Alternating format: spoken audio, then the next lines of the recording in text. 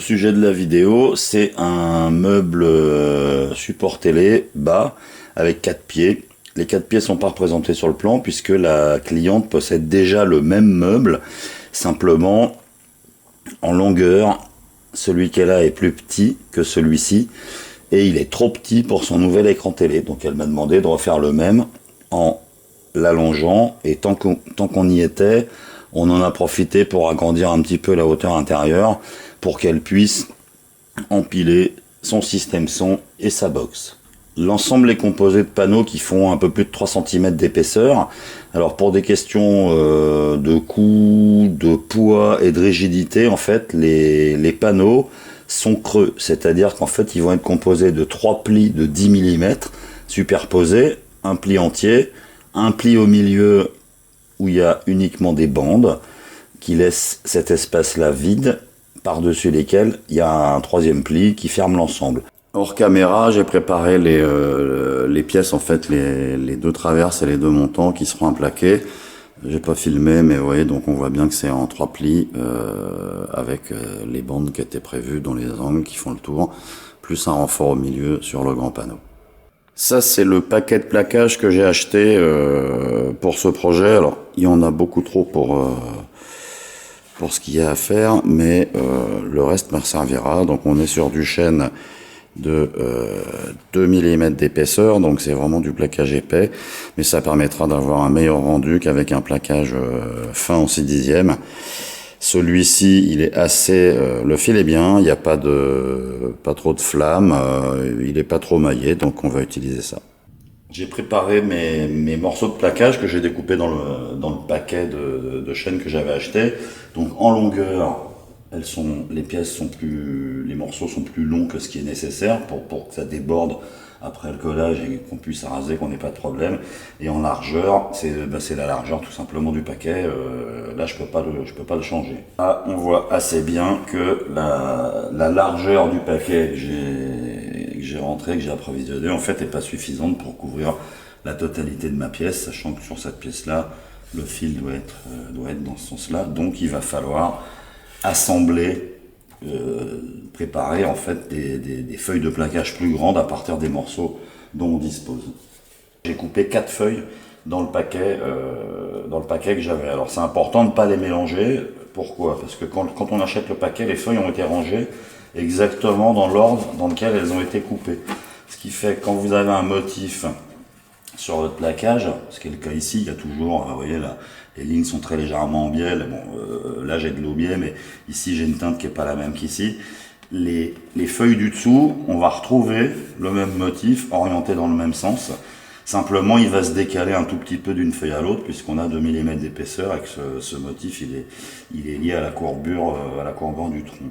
Pour obtenir une feuille assemblée plus grande, j'ai deux solutions. Soit je prends les deux feuilles qui étaient dans mon paquet, donc les mêmes successives, tout simplement je les décale et je fais mon collage.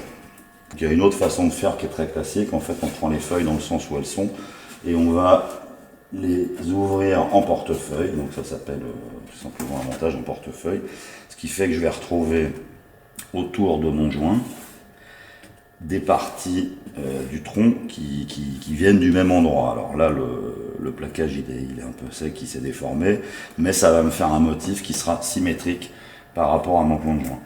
Pour le joint, si je laisse les feuilles de plaquage comme elles sont sorties du paquet, elles sont sciées de manière relativement grossière, donc on voit que même si j'appuie, j'ai un gros jour ici, ça va pas être esthétique, ça va se voir, c'est-à-dire que si je le colle comme ça va se remplir de colle, mais la colle c'est pas du bois, ça n'a pas la même couleur, et sous la finition ça va être très laid.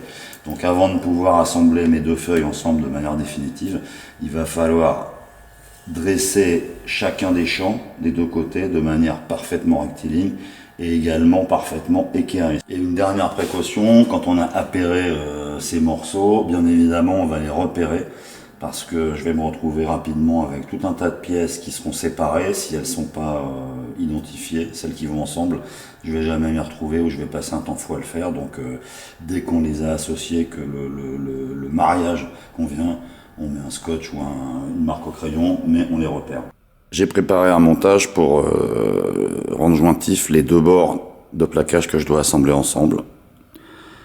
Globalement, c'est 2 morceaux de médium coupés parfaitement rectilignes, superposés sur l'établi, entre lesquels j'ai serré le plaquage. Donc pour faire ça, je vais utiliser un rabot à angle faible, un petit rabot qui est de bonne qualité, que je vais venir promener le long de mon guide jusqu'à ce que tout soit aligné. Alors, celui qui me sert de guide, il est en bas. Celui du dessus, il sert juste à presser le plaquage et il est très légèrement en retrait, c'est-à-dire que je ne veux pas que le rabot vienne buter ici, mais je vais m'arrêter dès que mon rabot butera ici.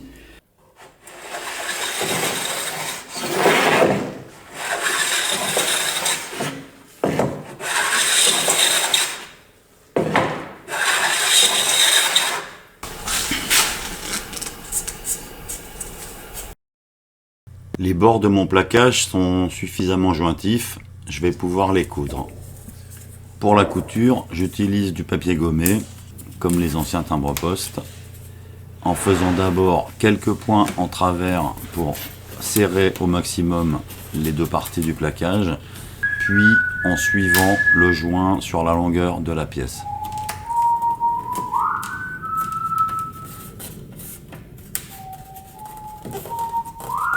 Alors, un petit truc idiot, mais si vous ne voulez pas avoir le goût de la colle dans la bouche pendant le reste de la journée, pour humidifier les gommettes, il suffit d'avoir une petite éponge, un petit godet, un peu d'eau au fond, l'éponge reste humide, on passe la gommette dessus et ça va très bien. L'ensemble des plaquages sont préparés, comme je ne vais pas m'en servir tout de suite, je vais les mettre sous presse en posant un panneau un peu lourd dessus pour qu'il reste à plat. Et je vais en profiter pour découper dans les chutes les bandes qui serviront à plaquer les champs. Salut à toutes et à tous, et à la prochaine!